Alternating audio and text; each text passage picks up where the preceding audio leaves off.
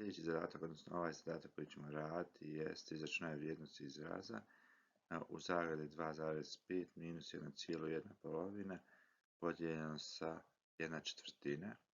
Ovdje ćemo prvo raditi zagradu, ono riješiti u zagradi, pa onda na kraju dijeljenje. Znači mi ćemo sada 2,5 pretvoriti u razlomak i isto tako mješoviti broj 1,1 pretvoriti u nepravi razlomak.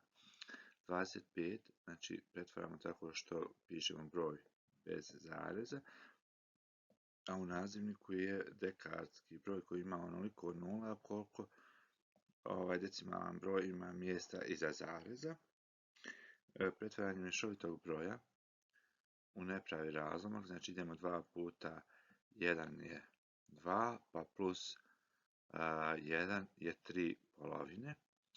Ovdje ćemo uraditi najmanji zajednički sadržalac za 10 i 2, odnosno možemo isto da uradimo da skratimo ovdje 25 i 10, to nam je lakše, jel tako, kad skratimo sa 5, 25 podijeljeno sa 5 je 5, a 10 podijeljeno sa 5 je 2.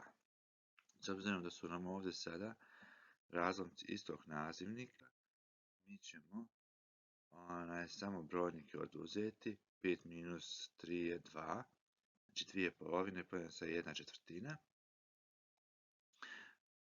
S obzirom da se ne može nazivnik s nazivnikom podijeliti, onda radimo takozvanu recipročnu vrijednost drugog razlomka i operacija postaje množenje, pa 1 puta 4 4, 1 puta 1 1, odnosno 4 kroz 1 je 4.